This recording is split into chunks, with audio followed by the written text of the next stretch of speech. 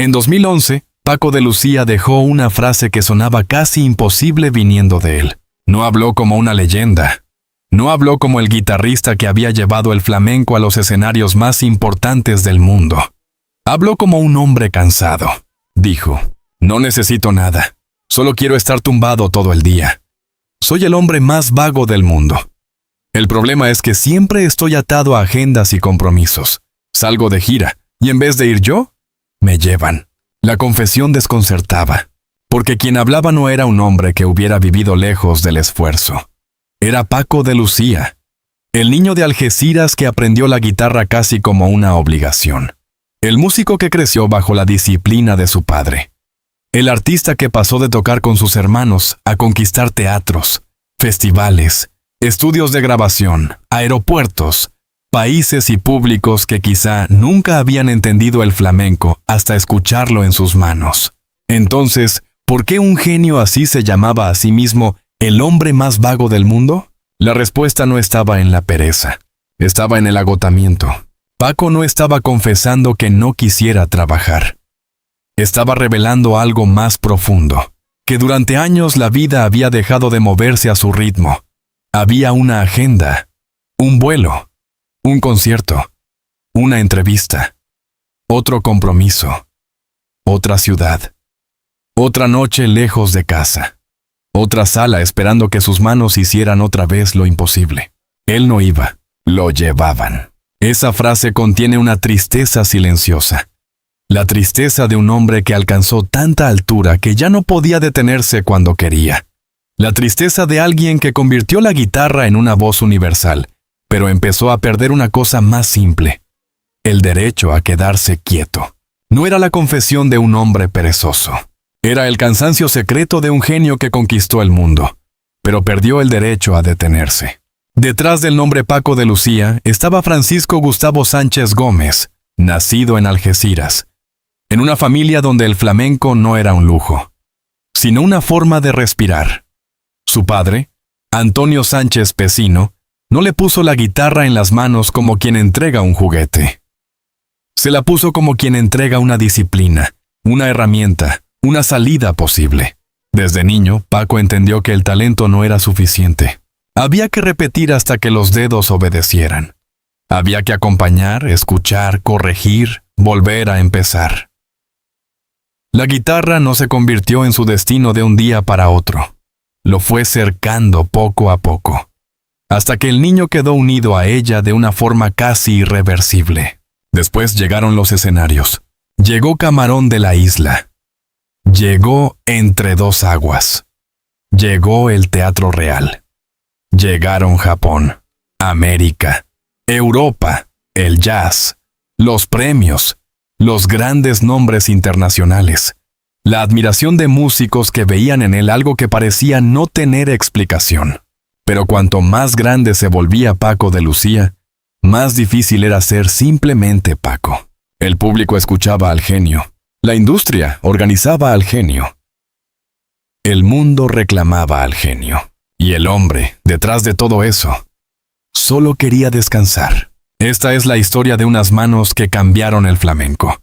De un niño de Algeciras que llevó una guitarra más lejos de lo que muchos creían posible. De un artista que abrió puertas, rompió fronteras, desafió a los puristas y convirtió el flamenco en un idioma internacional. Pero también es la historia de una carga. La carga de ser excepcional. La carga de no poder fallar.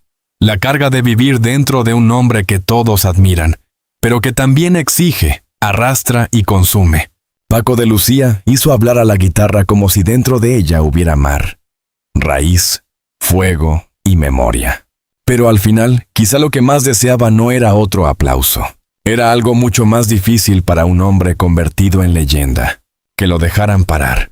Antes de que el mundo lo llamara Paco de Lucía, hubo un niño en Algeciras, que escuchaba más de lo que hablaba.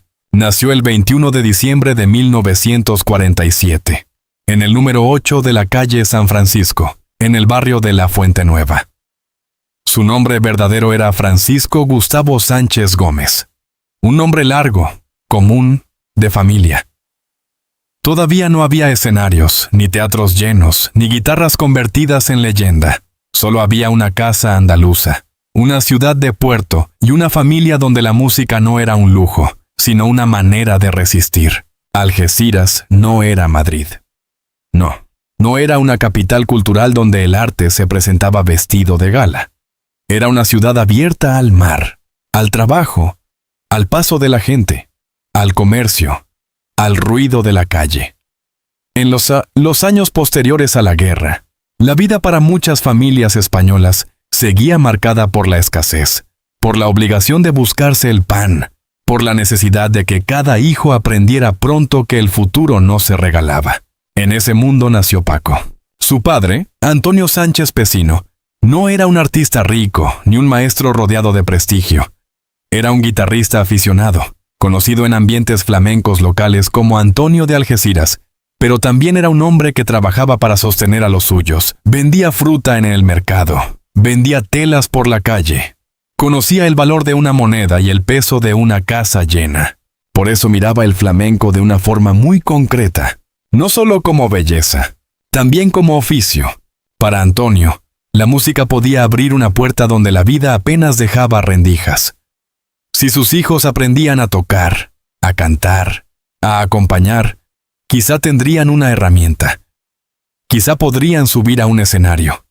Quizá no tendrían que depender siempre de trabajos duros, inestables, mal pagados. En una familia humilde, el arte no siempre nace de la fantasía.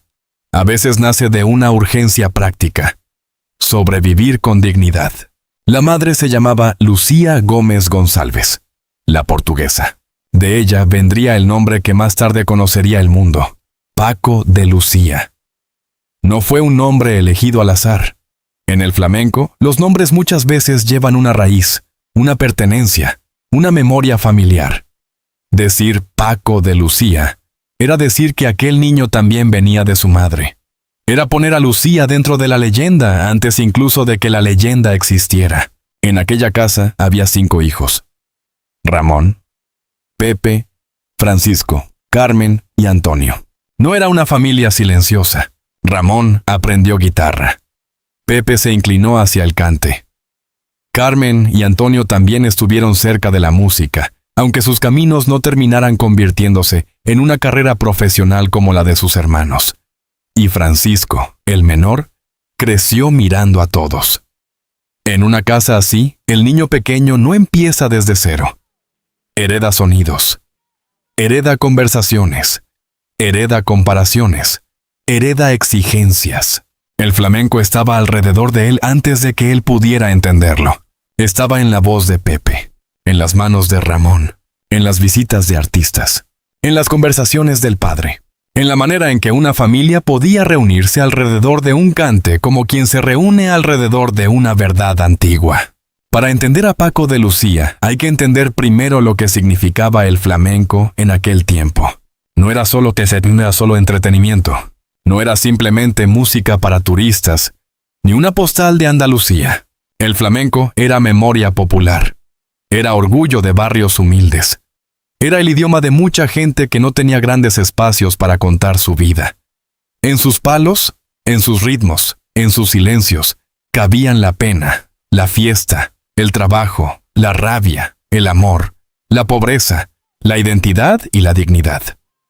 Para algunos, era tradición familiar. Para otros, una posibilidad de ganarse la vida. Para los más grandes, una forma de dejar una marca en el mundo. Pero también era un territorio exigente. Un niño no podía entrar en él solo con gracia. Había que aprender códigos. Había que respetar el compás. Había que saber cuándo acompañar y cuándo callar. Había que entender que la guitarra no estaba para presumir por encima del cante, sino para sostenerlo, empujarlo, darle suelo y aire. Antonio Sánchez lo sabía. Por eso fue duro con Paco. Cuando la familia se mudó a la calle Barcelona, en el barrio de La Bajadilla, el niño empezó a formarse de verdad. Tenía apenas 6 años cuando comenzó a estudiar guitarra con su padre y con su hermano Ramón. No fue una iniciación dulce. No fue la imagen cómoda de un niño jugando con un instrumento. Fue disciplina desde el principio.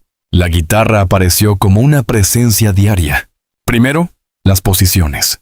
Luego, el ritmo. Después, el acompañamiento.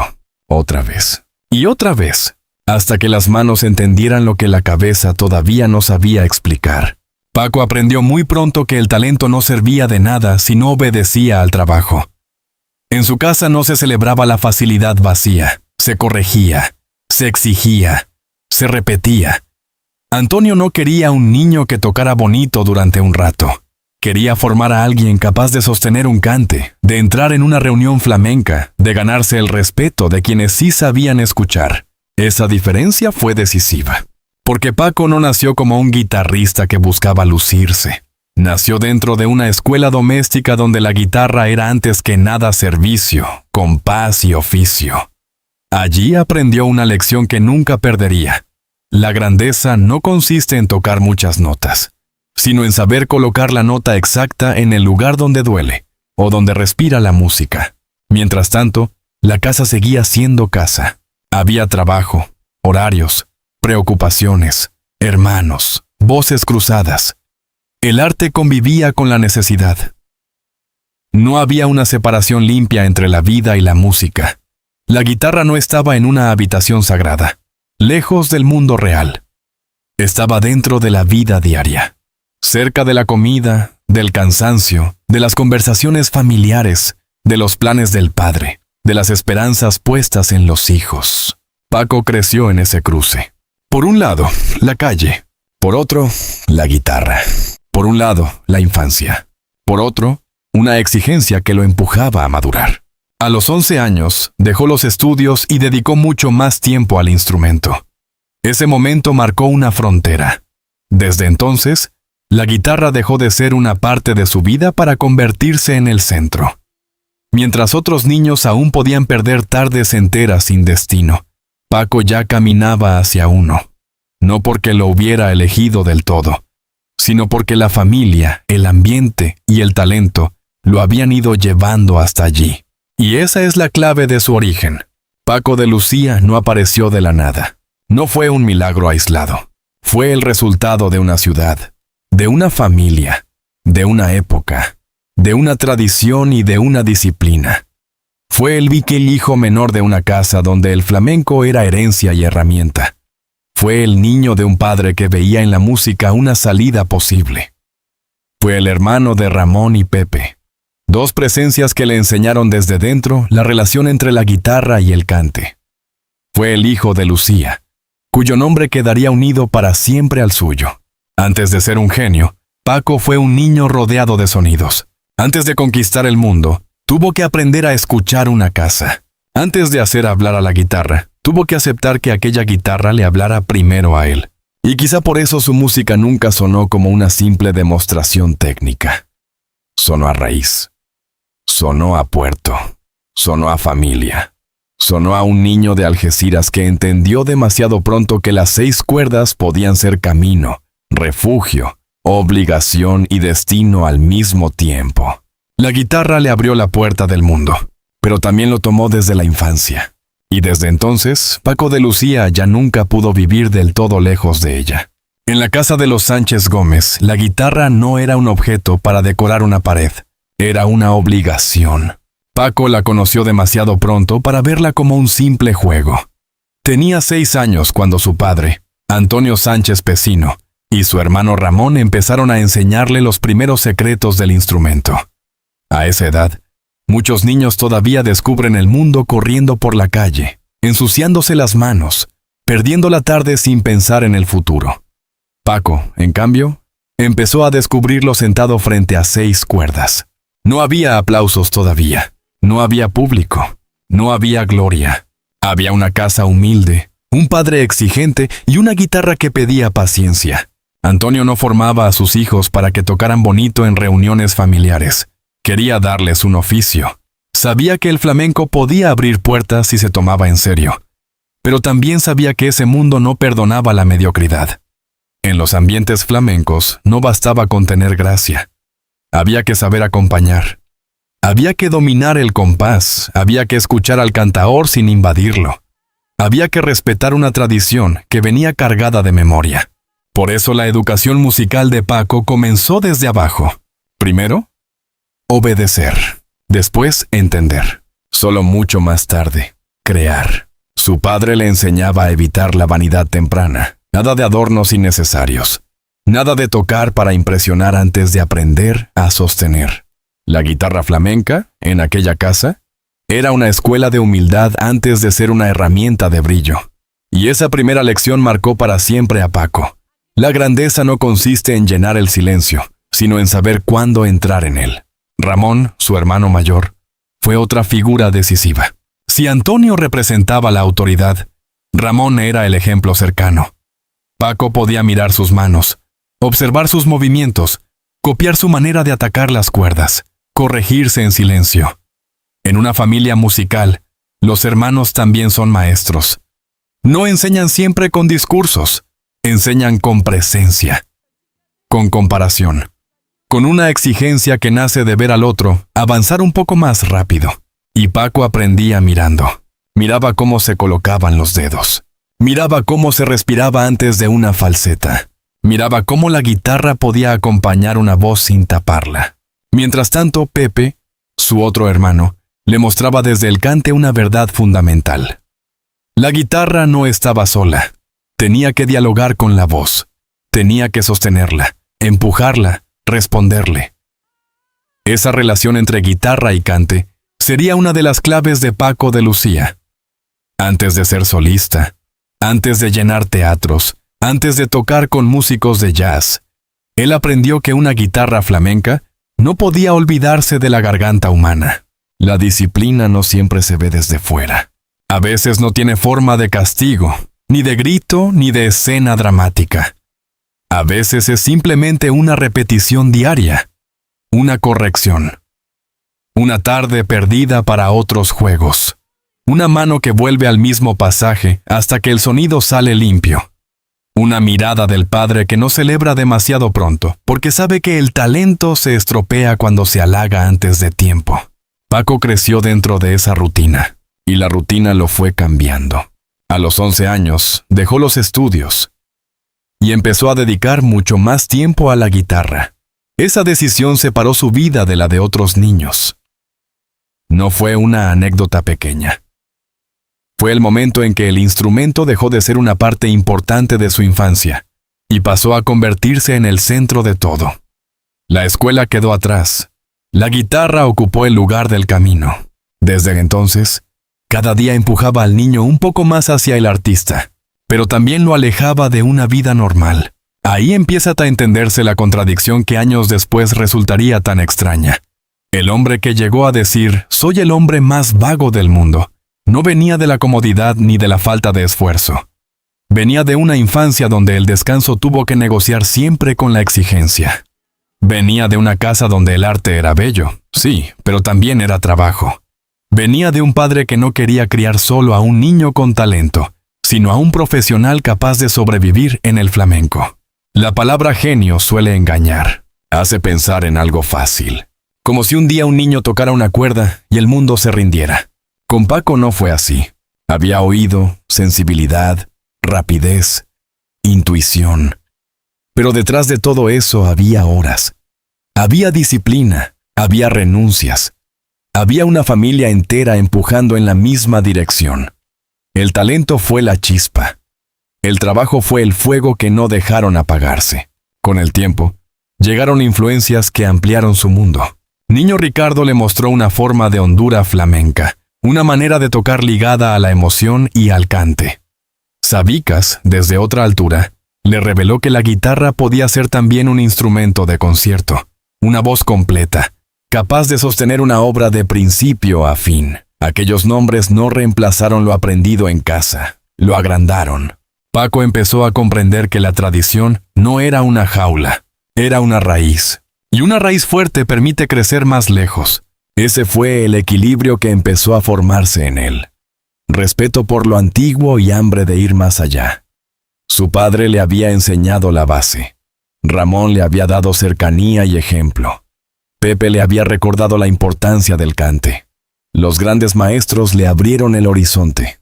Y Paco, Poco a poco, empezó a reunirlo todo en unas manos que todavía eran jóvenes, pero ya cargaban demasiadas horas de trabajo. No era todavía el músico que conquistaría el mundo, pero ya estaban haciendo algo raro. Un niño con disciplina de adulto. Un guitarrista formado antes por la obligación que por la fama. Un muchacho que aprendió a obedecer tanto al compás, que más tarde sería capaz de romper fronteras sin perder el centro. La genialidad de Paco de Lucía no cayó del cielo. Fue tallada en una casa humilde, por un padre exigente, por unos hermanos que respiraban flamenco, por tardes enteras frente a la guitarra, por una infancia que entendió demasiado pronto que el arte puede salvar, pero también exige una parte de la vida a cambio. Por eso, cuando años después Paco confesó que solo quería tumbarse y no hacer nada, aquella frase no hablaba de pereza. Hablaba de un cansancio antiguo, el cansancio de alguien que empezó a trabajar antes de saber que algún día el mundo llamaría a ese trabajo genio. La disciplina dentro de casa había formado las manos de Paco. Pero una guitarra no se convierte en destino si nunca sale a la calle. Tarde o temprano, aquel niño de Algeciras tenía que tocar delante de otros. No bastaba con repetir en casa, bajo la mirada dada de su padre. No bastaba con acompañar a su hermano, corregir posiciones, aprender el compás, escuchar a los mayores. El flamenco, para vivir de verdad, necesita público. Necesita una sala, una reunión, una mirada ajena. Necesita ese instante en que el sonido abandona la familia y se arriesga frente al mundo. Paco empezó a sentir eso muy pronto. A finales de 1959, todavía siendo un niño, actuó en el Cine Terraza de Algeciras junto a su hermano Pepe. Aquella presentación no fue un gran triunfo mundial, ni una escena rodeada de lujo. Fue algo más pequeño, pero más decisivo. La primera señal de que el talento que se estaba formando en casa podía sostenerse fuera de ella. Pepe cantaba, Paco acompañaba, y en esa relación entre voz y guitarra comenzó a aparecer una de las claves de su vida artística. Paco no entró al escenario como un solista empeñado en ser el centro. Entró escuchando, aprendiendo a respirar con otro, aprendiendo que una guitarra podía levantar una voz, protegerla, responderle y al mismo tiempo empezar a mostrar una personalidad propia. Poco después, los dos hermanos formaron un pequeño grupo flamenco. Primero Paco y Pepe de Algeciras, luego los Chiquitos de Algeciras. El nombre tenía algo de infancia y de promesa. Eran jóvenes, sí, pero no estaban jugando. Detrás de ellos había un padre que había puesto demasiada esperanza en la música. Había una casa donde el arte se entendía como oficio. Había horas de ensayo, de corrección, de exigencia. Y también había una ciudad que empezaba a quedarle pequeña al talento del menor. En 1961, los hermanos grabaron 3 discos con Hispavox. Para Paco, aquello significaba entrar en otra dimensión. La música ya no quedaba solo en el aire de una actuación. Quedaba fijada. Podía circular. Podía llegar a oídos de personas que nunca habían pisado Algeciras. La grabación convirtió aquel esfuerzo familiar en algo más amplio, algo que empezaba a moverse fuera de su control. Pero el verdadero salto llegó en 1962, en Jerez de la Frontera. Los hermanos participaron en el concurso internacional de arte flamenco. Pepe ganó con sus malagueñas. Paco, en cambio, era demasiado joven para competir de forma normal. Y ahí ocurrió algo revelador. Tuvieron que crear un premio especial para él. El premio Javier Molina. Eso dice mucho. No era simplemente un niño correcto con la guitarra. Era alguien que obligaba a los demás a hacer una excepción.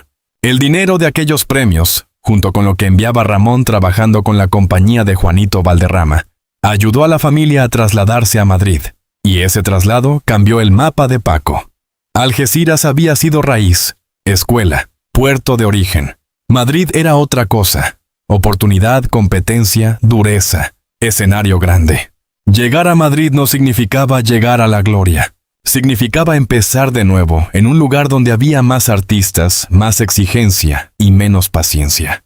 Los hermanos comenzaron a trabajar en tablaos y espacios flamencos de la capital. Allí Paco dejó de ser solo el niño prodigio de una familia musical.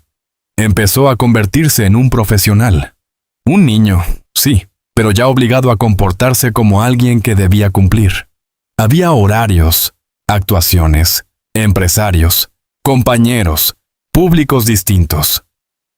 El arte empezaba a mezclarse con la obligación, y esa mezcla lo acompañaría toda la vida. En 1963 llegó otro paso importante. José Greco, director de una compañía de ballet clásico español, contrató a Paco y Pepe para una gira de 9 meses por Sudamérica. 9 meses. Para un joven que venía de Algeciras, aquello era enorme. Significaba cruzar el océano. Salir de España. Ver otros públicos, otros teatros, otros países. Significaba comprobar que el flamenco podía viajar mucho más lejos de lo que parecía cuando sonaba dentro de una casa o de un tablao. Pero también significaba otra cosa. El destino empezaba a moverlo. Ya no era solo Paco quien elegía tocar. Ahora había contratos, rutas, compañías, fechas. Había un mundo profesional que lo llevaba de una ciudad a otra. Esa vida que años después él resumiría con amargura. No voy yo, me llevan. Empezó a formarse aquí, mucho antes de la gran fama. Todavía no era el genio internacional. Todavía no había conquistado el teatro real. Todavía no había grabado Entre dos aguas. Pero ya conocía la sensación de vivir con una maleta cerca, de tocar fuera de casa, de pertenecer por unas horas a un público desconocido, de ser joven y al mismo tiempo, tener que responder como un adulto. Al regresar, Paco no volvió igual. Había visto que su guitarra podía cruzar fronteras. Había aprendido que el escenario no era solo emoción, sino trabajo repetido, viaje, disciplina, cansancio. Había entendido que el flamenco, cuando se tomaba en serio, podía sacar a un muchacho de su barrio y ponerlo frente a públicos que no compartían su origen, pero podían reconocer la fuerza de su música. En los años siguientes, colaboró con cantaores como Fosforito y El Lebrijano. Esos trabajos fueron otra escuela. Acompañar a grandes voces exigía precisión, respeto y carácter. Cada cantaor tenía su manera de entrar, respirar, sostener el cante. Paco debía adaptarse sin perderse, servir sin desaparecer. Ese aprendizaje fue preparando algo mayor. Porque antes de convertirse en una figura que revolucionaría la guitarra, Paco tuvo que aprender el oficio desde dentro. Acompañar, viajar, grabar, cumplir, observar, corregirse. La genialidad no llegó como una explosión aislada. Se construyó en movimiento. Algeciras le dio la raíz. La familia le dio la disciplina. Madrid le dio la prueba. Sudamérica le abrió el horizonte. Y los primeros escenarios le enseñaron una verdad que más tarde sería decisiva. Cuando el mundo descubre que tienes algo único, empieza a pedirte que lo repitas una y otra vez. Paco todavía estaba comenzando, pero el destino ya no estaba quieto. La guitarra que había nacido en una casa de Algeciras empezaba a viajar, y con ella viajaba un muchacho que aún no sabía hasta dónde lo llevarían sus propias manos. Hay un momento en la vida de algunos artistas en que el instrumento deja de ser una herramienta. Empieza a ser una voz. Para Paco de Lucía, ese momento no llegó de golpe. No apareció como una iluminación repentina, ni como una escena perfecta de película. Se fue formando poco a poco, después de años de obedecer, acompañar, escuchar y viajar. Primero había aprendido a servir al cante. Luego había aprendido a sobrevivir sobre un escenario. Ahora empezaba una etapa más delicada, descubrir qué tenía él para decir. Hasta entonces, la guitarra flamenca había vivido muchas veces a la sombra de la voz. Era indispensable. Sí. Sostenía el compás, empujaba al cantaor, llenaba los silencios, abría camino al baile. Pero rara vez ocupaba el centro absoluto del relato.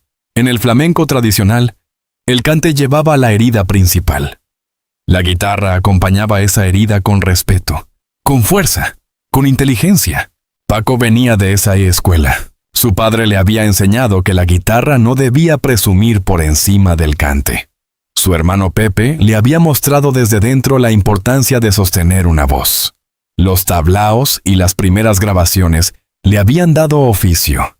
Pero dentro de aquel muchacho empezaba a crecer otra necesidad. Hacer que la guitarra también pudiera contar una historia completa. No quería traicionar la raíz. Quería agrandarla. Para eso fueron decisivas sus influencias. Niño Ricardo le había mostrado una manera profundamente flamenca de tocar, llena de emoción, de hondura, de vínculo con el cante. En él, Paco encontró una sensibilidad que no era solo técnica, era sabor, intención, carácter. Niño Ricardo representaba una forma de tocar donde cada frase parecía venir de una tradición viva, no de un ejercicio frío. Sabicas, en cambio, le abrió una puerta más amplia. Con Sabicas, Paco comprendió que la guitarra flamenca podía levantarse sola sobre un escenario, que podía construir una obra con estructura, desarrollo y fuerza propia, que no tenía por qué limitarse a acompañar. Podía ser protagonista sin perder dignidad flamenca. Podía dialogar con el mundo sin dejar de sonar a Andalucía. Esas dos influencias no chocaron dentro de Paco. Se completaron. De una tomó la raíz, de la otra, el horizonte. Y entre ambas empezó a aparecer una voz distinta.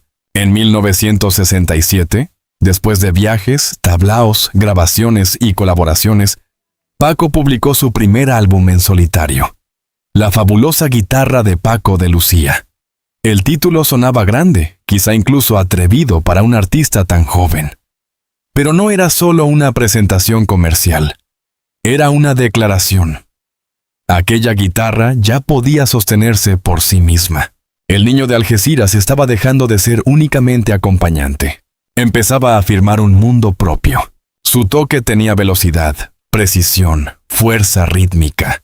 Pero reducirlo a eso sería injusto. Muchos guitarristas pueden tocar rápido. Muy pocos consiguen que la velocidad tenga sentido emocional. En Paco, la técnica no era una exhibición vacía. Era una forma de claridad. Cada nota parecía colocada con intención. Cada pausa tenía peso. Cada arranque llevaba una mezcla de control y vértigo. Tocaba con fuego, pero no tocaba perdido. Ese equilibrio fue una de sus marcas. La mano podía correr, pero la música no se deshacía. El compás seguía en pie. La raíz seguía reconocible.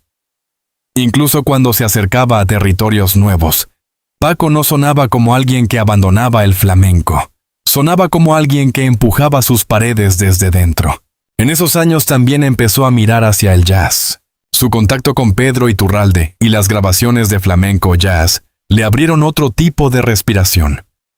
Allí había armonías distintas, otra libertad, otra manera de entender el diálogo entre músicos.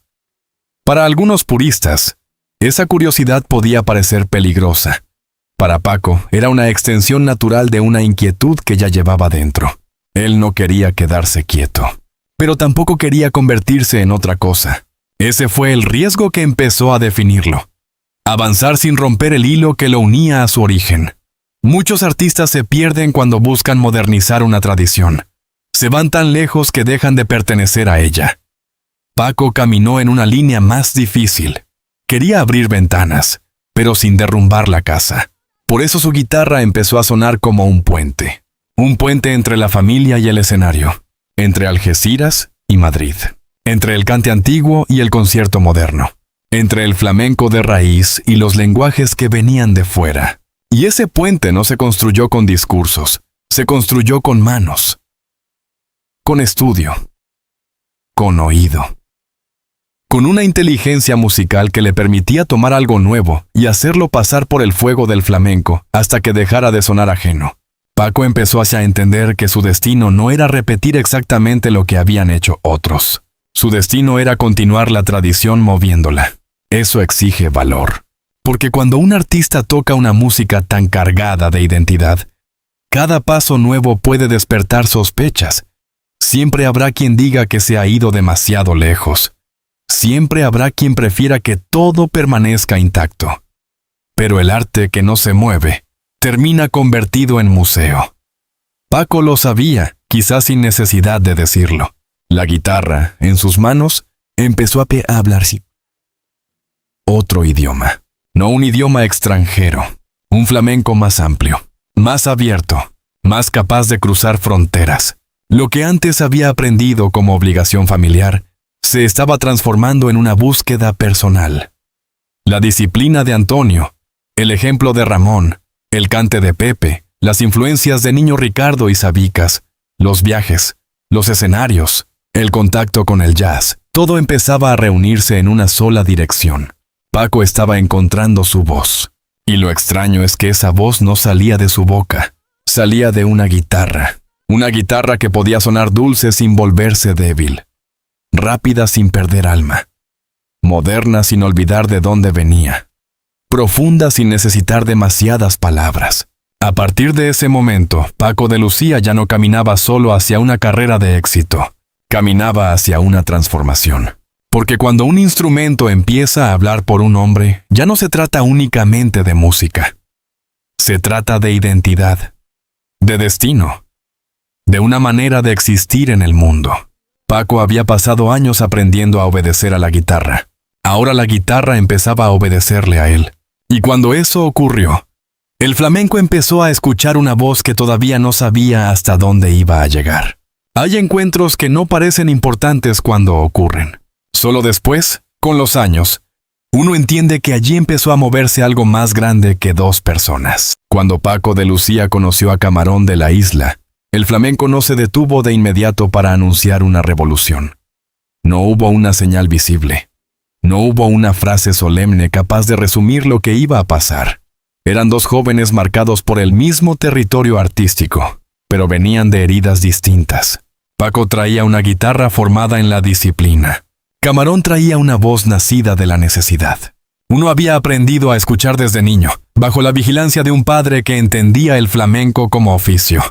El otro cantaba como si cada quejío arrastrara una infancia entera. Paco tenía precisión, pulso, inteligencia musical. Camarón tenía una verdad que no pedía permiso. Cuando esas dos fuerzas se encontraron, el flamenco ganó una tensión nueva. No era solo guitarra acompañando a una voz, era conversación. Paco no tocaba detrás de Camarón como una sombra obediente. Tampoco intentaba taparlo con virtuosismo. Lo rodeaba, lo empujaba, le abría caminos, le dejaba aire cuando la voz necesitaba caer y entraba con fuerza cuando el cante pedía suelo. Entre los dos empezó a aparecer una forma distinta de respirar el flamenco. Camarón no necesitaba una guitarra bonita. Necesitaba una guitarra que entendiera el peligro de su voz, y Paco entendió ese peligro. Quizá porque él también venía de una vida donde el arte no era un lujo. Quizá porque había aprendido que la música verdadera no se coloca por encima del dolor, sino al lado de él. Porque su formación familiar le había enseñado algo esencial. Un guitarrista flamenco no acompaña solo con las manos. Acompaña con el oído, con el instinto, con la paciencia y con el respeto. Por eso aquella unión tuvo tanta fuerza. Camarón abría una herida. Paco le daba forma. La voz parecía levantarse desde un sitio oscuro, antiguo, casi imposible de explicar. La guitarra respondía con una mezcla de raíz y claridad. No la suavizaba, no la domesticaba. La sostenía para que pudiera llegar más lejos sin perder su centro. En los primeros discos de Camarón, la presencia de Paco fue decisiva. No era un simple músico invitado. Era parte del pulso de aquella etapa. Juntos hicieron que el cante y la guitarra sonaran jóvenes, sin dejar de sonar antiguos. Esa fue la clave. No rompieron la tradición desde fuera, la tensaron desde dentro. Y eso resultaba peligroso. Porque el flamenco es una música de memoria. Cada cambio puede parecer una traición si no nace de una verdad profunda. Pero Paco y Camarón no estaban jugando a modernizar por capricho. No buscaban disfrazar el flamenco para hacerlo más cómodo. Lo que hacían era empujarlo hacia adelante porque ellos mismos ya no cabían del todo en las formas heredadas. Camarón cantaba como si el cante necesitara una voz nueva. Paco tocaba como si la guitarra necesitara más espacio para hablar. El resultado fue una alianza extraña, humilde y revolucionaria al mismo tiempo. Humilde porque ambos respetaban la raíz. Revolucionaria porque, al escucharlos juntos, algo se abría. El flamenco dejaba de ser únicamente una ceremonia del pasado y empezaba a mostrar un futuro posible. No todos lo entendieron al principio. Los grandes cambios rara vez llegan sin resistencia. Siempre hay quien teme que lo nuevo destruya lo antiguo, pero en ellos ocurría lo contrario. Cuanto más avanzaban, más evidente era que llevaban la raíz dentro. Camarón no cantaba desde una moda. Paco no tocaba desde la frivolidad. Los dos venían de una verdad demasiado profunda como para fingir. Por eso su música no sonaba a experimento vacío, sonaba a destino. Paco encontró en Camarón una voz capaz de llevar su guitarra a un sitio más hondo. Camarón encontró en Paco un compañero capaz de no asustarse ante la intensidad de su cante. Uno podía incendiar una frase, el otro sabía cómo sostener el fuego sin apagarlo. Y ahí nació una de las parejas artísticas más importantes del flamenco moderno. Pero para Paco ese encuentro también significó otra cosa. Le confirmó que su camino no era quedarse quieto. Hasta entonces, su guitarra ya había empezado a buscar una voz propia. Con Camarón, esa búsqueda encontró un espejo. Ya no se trataba solo de tocar mejor, ni de impresionar, ni de demostrar técnica. Se trataba de participar en una transformación mayor. La guitarra de Paco dejó de acompañar únicamente canciones. Empezó a acompañar una época. A partir de ese momento, su nombre quedó unido a una renovación que cambiaría el modo de entender el flamenco.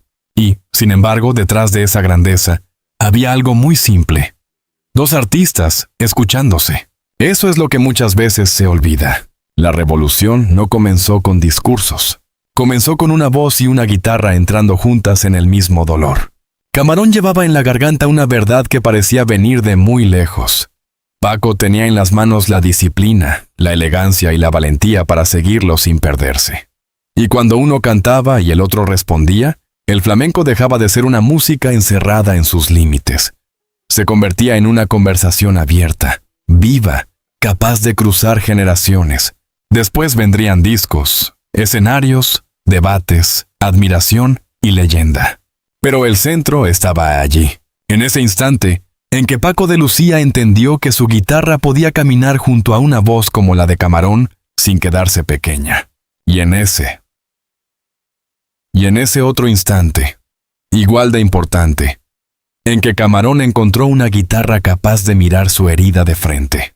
Juntos, no hicieron que el flamenco olvidara su pasado. Hicieron algo más difícil. Lo obligaron a avanzar sin perder la memoria. Durante años, Paco de Lucía había tocado como quien prepara una puerta sin saber todavía cuánta gente iba a cruzarla. Había aprendido en casa. Había viajado con su hermano. Había trabajado en tablaos. Había acompañado a cantaores. Había encontrado en Camarón una conversación capaz de cambiar el flamenco. Pero todavía faltaba el momento en que su guitarra dejara de pertenecer solo a los entendidos y empezara a entrar en casas, radios, bares y memorias de personas que quizá nunca habían escuchado flamenco con atención. Ese momento llegó con Entre dos aguas. La pieza apareció dentro de Fuente y Caudal, publicado en 1973, y terminó convirtiéndose en una de esas obras que cambian la escala de un artista. No era un cante solemne ni una pieza inaccesible. Era una rumba con movimiento, con aire, con una fuerza inmediata. Tenía algo que el público podía sentir sin pedir explicaciones. Entraba rápido, se quedaba en la cabeza y abría una puerta hacia Paco de Lucía para gente que no pertenecía al círculo flamenco tradicional. De pronto, la guitarra de Paco sonaba más allá de los espacios habituales. Ya no era solo admirado por aficionados exigentes. Empezaba a ser escuchado por un país entero. Entre dos aguas, llevó su nombre a un público más amplio y convirtió su guitarra en una presencia reconocible. Pero ese éxito tenía una doble cara. Por un lado le daba libertad, prestigio, posibilidades. Por otro, lo empujaba a una maquinaria que ya no se detendría fácilmente. Cuando una canción se vuelve popular, el artista deja de caminar a su propio paso. Empiezan las llamadas, los escenarios, las entrevistas, las expectativas. Las puertas se abren, pero detrás de cada puerta aparece otra obligación. Paco había querido ampliar el flamenco. Ahora el mundo empezaba a reclamarlo. En 1975, su actuación en el Teatro Real de Madrid confirmó que algo histórico estaba ocurriendo. Un guitarrista flamenco ocupaba un espacio que antes parecía reservado para otras músicas, otros rituales, otros públicos. Aquella noche no fue solo un concierto. Fue una señal. La guitarra flamenca podía entrar en los grandes templos culturales, sin pedir permiso ni esconder su origen. Para muchos, aquello fue una victoria. Para Paco también fue un peso. Porque después de una noche así, ya no se espera menos de ti. El público no quiere que vuelvas a ser simplemente bueno. Quiere que seas excepcional cada vez. Quiere que tus manos repitan el milagro. Quiere sentir que está delante de una figura que no puede fallar. La fama funciona así. Primero te celebra, después te exige. Paco comenzó a tocar en escenarios cada vez más lejanos. Europa, Norteamérica, Japón. Su nombre viajaba con una facilidad que habría parecido imposible para aquel niño de Algeciras, sentado frente a la guitarra bajo la mirada de su padre. El flamenco salía de sus lugares habituales y se presentaba ante públicos que no compartían la lengua, la historia ni los códigos de Andalucía. Sin embargo, cuando Paco tocaba, algo se entendía. No hacía falta traducir sus manos. El mundo escuchaba velocidad, sí, pero también escuchaba tensión, elegancia, raíz, riesgo. Escuchaba una música antigua entrando en un tiempo nuevo. Ese fue uno de sus grandes méritos. No llevó el flamenco al extranjero como una postal turística, sino como un lenguaje vivo, capaz de dialogar con otros mundos sin perder su centro. Por eso empezaron también los encuentros con músicos internacionales. Carlos Santana, Al Di Meola, John McLaughlin, Chick Corea. Nombres de otros territorios, otras técnicas, otras escenas. Para un guitarrista formado en el flamenco, entrar en esos espacios significaba exponerse. No bastaba con tocar como siempre. Había que escuchar otras reglas, otros acentos, otras libertades. Pero Paco no se achicó.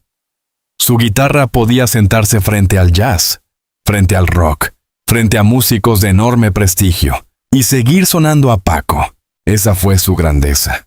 No se disolvió en el mundo. Hizo que el mundo tuviera que escucharlo desde su propia raíz. Pero cada colaboración, cada gira, cada viaje y cada concierto iban construyendo también la parte más amarga de su destino. El éxito no llegaba solo con aplausos. Llegaba con calendarios, con vuelos, con habitaciones de hotel, con horarios cerrados, con compromisos aceptados meses antes, con la sensación de que la vida ya no pertenecía del todo al hombre, sino al nombre. Paco de Lucía se volvía internacional. Francisco Gustavo Sánchez Gómez se quedaba cada vez con menos silencio. Ahí empieza a resonar con más fuerza aquella frase que diría años después. No era él quien iba de gira. Lo llevaban. No lo decía como una queja vacía. Lo decía porque conocía esa sensación. La de despertar en una ciudad, tocar en otra, viajar a una tercera, sonreír ante el público, cumplir con todos y guardar para uno mismo el cansancio. Desde fuera, parecía una vida de triunfo. Desde dentro, podía sentirse como una corriente que no preguntaba hacia dónde quería ir el hombre. Paco había logrado algo extraordinario: convertir la guitarra flamenca en un idioma internacional. Pero ese logro empezó a pedirle una entrega cada vez mayor. Los conciertos no eran simples noches de música, eran pruebas. Cada escenario esperaba al genio, cada público quería llevarse una parte de sus manos. Cada músico que se cruzaba con él parecía confirmar que Paco ya no pertenecía solo a España ni al flamenco tradicional. Pertenecía al mundo. Y pertenecer al mundo puede ser una forma brillante de perderse. Porque cuando todos te reclaman, el descanso se vuelve sospechoso. Si paras, alguien pregunta cuándo vuelves. Si te escondes, alguien quiere encontrarte. Si intentas vivir despacio, la agenda te recuerda que hay otro avión, otra ciudad, otro teatro, otra noche donde debes demostrar que sigues siendo quien todos creen que eres. Así el éxito de Entre dos aguas abrió una etapa luminosa, pero también una etapa de arrastre. El mundo empezó a rendirse ante Paco, y, al mismo tiempo, empezó a llevárselo consigo.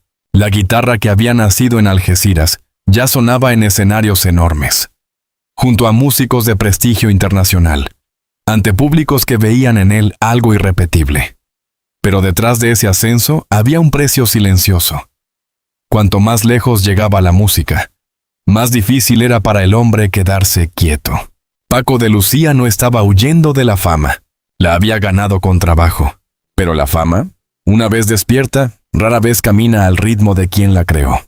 Y desde aquel éxito que pareció abrirlo todo, Paco empezó a vivir una paradoja que lo acompañaría hasta el final. Sus manos eran libres sobre la guitarra, pero su vida estaba cada vez más atada a un calendario. El mundo se rindió ante él, pero no lo dejó parar. Fuera de casa, Paco de Lucía era una leyenda. Dentro, seguía siendo un hombre. Esa diferencia parece sencilla, pero para alguien como él era enorme. En el escenario, el público no veía dudas ni cansancio. Veía unas manos capaces de hacer hablar a la guitarra con una autoridad casi imposible. Veía al artista que había llevado el flamenco a lugares donde antes parecía no tener sitio. Veía al genio. Pero ningún genio vive solo de aplausos. Cuando se apagaban las luces, quedaba Francisco Gustavo Sánchez Gómez, el hijo de Algeciras, el hermano, el padre, el esposo. El hombre que después de haber cruzado países, hoteles, camerinos y aeropuertos, necesitaba un lugar donde no tuviera que demostrar nada. La vida privada de Paco estuvo marcada por esa búsqueda difícil. Tener una familia y, al mismo tiempo, cargar con una carrera que lo reclamaba sin descanso. En 1977, se casó con Casilda Varela Ampuero. La boda se celebró en Ámsterdam, lejos de España, porque la familia de ella no veía con buenos ojos aquella unión. Ese detalle ya habla de una tensión silenciosa. Paco era admirado como artista, pero no siempre era mirado de la misma manera en los espacios sociales más cerrados. Venía de otro mundo, de otra raíz, de una familia humilde, flamenca, trabajadora. Y aunque su guitarra ya empezaba a abrir puertas enormes, la vida real seguía teniendo barreras que la música no siempre podía romper. Con Casilda tuvo 3 hijos: Casilda, Lucía y Francisco, conocido como Curro. La familia le dio algo que la fama no podía darle: pertenencia íntima. Un escenario puede gritar tu nombre. Una casa, en cambio, te devuelve tu nombre verdadero. Para sus hijos, Paco no era solo el maestro de la guitarra flamenca. Era el padre que llegaba, que se iba, que intentaba estar, aunque la vida profesional lo empujara muchas veces lejos. Y ahí aparece una de las partes más humanas de su historia: el conflicto entre el artista que el mundo necesitaba y el hombre que su familia esperaba. La gloria tiene una forma extraña de ocupar espacio. Primero entra en la agenda, después entra en la casa. Un concierto no es solo una noche de música. Es un viaje antes, una ausencia durante, un cansancio después. Una gira no es solo un triunfo internacional. Es tiempo perdido con los hijos. Es una comida familiar que no ocurre. Es una conversación aplazada. Es una habitación de hotel donde el artista recibe aplausos, pero el padre no puede estar en casa. Paco conoció esa tensión. No hizo de su vida privada un espectáculo. No parecía necesitar exhibir sus emociones para que el público lo entendiera. Tal vez por eso, detrás de su imagen de genio, quedó siempre una zona discreta, más silenciosa. Una parte de su vida que no pertenecía a los focos. Pero esa zona existía, y pesaba. Durante años, su matrimonio con Casilda convivió con la exigencia de una carrera cada vez más grande. Paco grababa, viajaba, tocaba, colaboraba, llevaba el flamenco a otros públicos, se enfrentaba a puristas, respondía a escenarios internacionales. Todo eso lo convertía en una figura inmensa. Pero también hacía más difícil conservar una vida tranquila. Después de 20 años, aquella relación terminó. Más tarde, en Cancún, Paco conoció a Gabriela Canseco Vallejo, una restauradora mexicana. Con ella inició una nueva etapa. Se casaron de manera discreta, en una ceremonia civil, y tuvieron 2 hijos, Antonia y Diego. México no fue solo un país más en su biografía, fue un refugio. En Gabriela, en sus hijos pequeños, en esa vida más cercana al Caribe, Paco encontró una posibilidad distinta. No la del artista siempre perseguido por el calendario, sino la del hombre que podía mirar el mar, pescar, cocinar, pasar tiempo en casa y sentir que el mundo, por unas horas, dejaba de empujarlo. Esa imagen importa, porque ayudan a entender mejor su famosa confesión. Cuando Paco decía que no necesitaba nada, que solo quería estar tumbado todo el día, no hablaba como alguien vacío de ambición desde el principio. Hablaba como alguien que ya había tenido demasiadas obligaciones. Hablaba un hombre que conocía la exigencia de una vida donde cada ciudad esperaba algo de él. Un hombre que había alcanzado tanto que empezó a desear cosas simples. Quedarse, respirar, estar con los suyos. No tener que tocar para nadie. No tener que ser Paco de Lucía durante unas horas. En Playa del Carmen, esa vida parecía más posible. Allí no tenía que cargar todo el tiempo con la solemnidad del mito. Podía ser padre. Podía salir al mar. Podía cocinar lo que pescaba. Podía vivir una rutina sencilla, casi contraria a la velocidad de las giras. Y quizá por eso aquel lugar se volvió tan importante para sus últimos años. No porque borrara su pasado, sino porque le ofrecía una pausa en los estados de sombras quitis, con cada estado de atroz. Buscaba ya otro teatro, buscaba una orilla. Hay una tristeza serena en esa contradicción. Paco de Lucía había conseguido lo que miles de músicos sueñan: respeto, reconocimiento, libertad artística, influencia mundial. Pero al final, muchas de las cosas que más parecía necesitar no eran extraordinarias, eran domésticas. Una mesa, una familia, una tarde sin prisa, un día sin avión. Un momento en que la guitarra no lo llamara como una obligación. Su historia familiar muestra algo que los aplausos suelen ocultar. El genio también necesita ser cuidado. El artista también quiere volver a casa. El hombre admirado por todos puede sentirse dividido entre el mundo que lo reclama y la vida privada que intenta proteger. Paco no fue solo unas manos prodigiosas. Fue un padre de 5 hijos. Un hombre que conoció 2 matrimonios. Alguien que vivió entre España y México, entre la raíz y la distancia, entre la fama y el deseo de una tranquilidad que siempre parecía llegar tarde. Y esa parte de su vida no debilita la leyenda, la hace más humana. Porque cuanto más grande se vuelve un artista, más fácil es olvidarse de que detrás del nombre hay alguien que envejece, se cansa, ama, se equivoca, extraña, pierde, comienza de nuevo y busca un sitio donde el mundo deje de pedirle tanto. Paco de Lucía perteneció al flamenco, perteneció a España, perteneció de algún modo al mundo. Pero hubo una parte de él que intentó pertenecer solo a su familia. Y quizá esa fue una de sus batallas más difíciles. No cambiar la historia de la guitarra, sino conservar, en medio de la gloria, un pequeño espacio donde pudiera dejar de ser leyenda y volver a ser simplemente Paco. Al final, Paco de Lucía no buscó el silencio en un gran teatro. Lo buscó cerca del mar. Después de una vida de escenarios, vuelos, hoteles, compromisos y guitarras esperando en camerinos, Playa del Carmen se convirtió para él en algo más que un lugar de descanso. Era una pausa, una orilla, un espacio donde el mundo parecía reclamarlo un poco menos. Allí, en la costa del Caribe mexicano, Paco podía vivir de una manera más simple: pescar, cocinar lo que pescaba, estar con su familia, mirar el agua, dejar que el día pasara sin que una agenda lo empujara hacia otro avión. Esa imagen tiene una fuerza tranquila. El hombre que había llevado el flamenco a Europa, Norteamérica, Japón y a los escenarios más importantes del mundo, encontraba placer en cosas que no necesitaban aplausos. No necesitaba otra ovación para sentirse vivo. No necesitaba otra prueba de grandeza.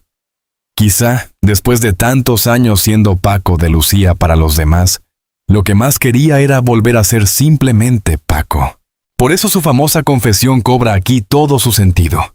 Cuando dijo que no necesitaba nada, que solo quería estar tumbado todo el día, que era el hombre más vago del mundo, no estaba hablando como alguien que desconociera el trabajo. Hablaba como alguien que había trabajado demasiado.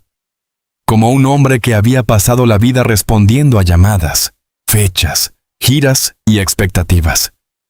Como un artista que había conquistado una libertad musical inmensa, pero que muchas veces no pudo tener una libertad cotidiana mucho más sencilla: quedarse quieto. Playa del Carmen parecía ofrecerle eso. No la gloria, la quietud. Pero la vida no siempre concede mucho tiempo cuando uno por fin encuentra un refugio. El 25 de febrero de 2014, Paco de Lucía murió en Playa del Carmen, México. Tenía 66 años. La noticia golpeó al flamenco como una cuerda rota. Según se informó, comenzó a sentirse mal mientras estaba con sus hijos y fue trasladado a un hospital donde falleció poco después. No murió en un escenario. No murió en mitad de una ovación. Murió lejos de Algeciras, en el lugar donde había intentado vivir más despacio. Y esa distancia hizo más dolorosa la despedida, porque Paco pertenecía al mundo. Sí, pero su raíz estaba en Andalucía, en Algeciras, en aquella casa donde la guitarra había entrado en su vida como una disciplina, en el nombre de su madre, Lucía, en la exigencia de su padre, Antonio, en sus hermanos, en los primeros escenarios, en el flamenco que lo formó antes de que él lo transformara. Su cuerpo fue trasladado desde México a España. Primero llegó a Madrid, donde se instaló una capilla ardiente en el Auditorio Nacional de Música. Durante horas, artistas, amigos, autoridades y admiradores pasaron a despedirse. No iban solo a despedir a un guitarrista famoso, iban a despedir a una figura que había cambiado la manera de escuchar una tradición entera. Después Paco volvió a Algeciras. La ciudad que lo había visto nacer declaró días de luto. Su cuerpo fue recibido en el ayuntamiento y más tarde llevado a la iglesia de Nuestra Señora de la Palma.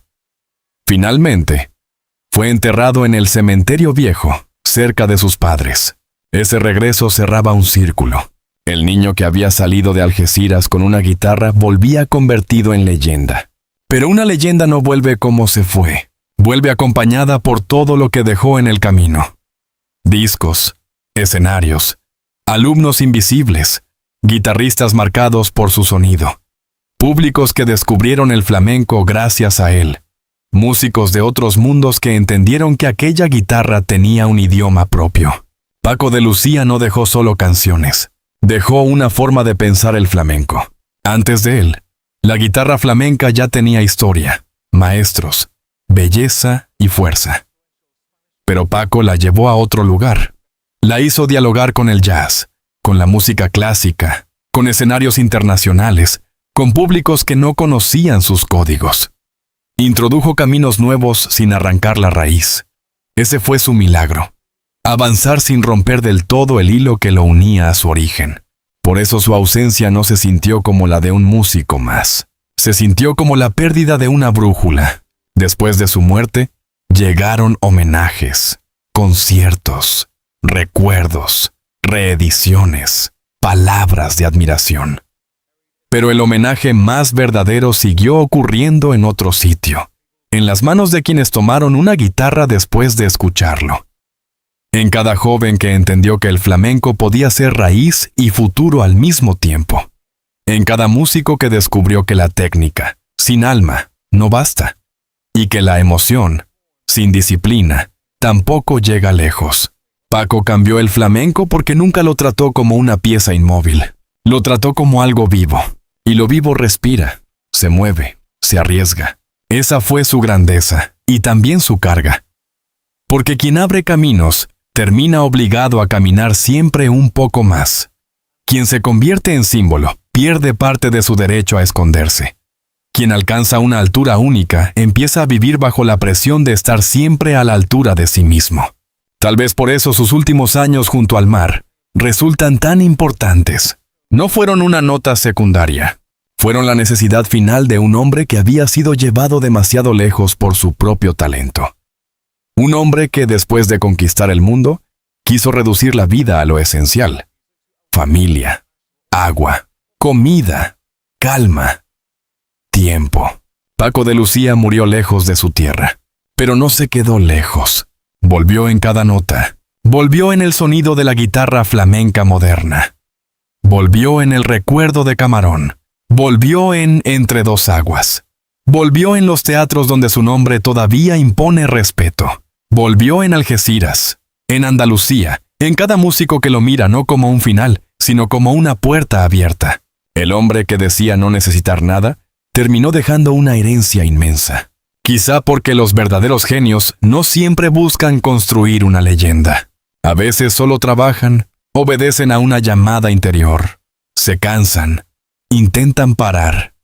Y cuando se van, el mundo descubre que aquello que dejaron ya no puede borrarse. Paco de Lucía solo quería descansar, pero su guitarra nunca se detuvo.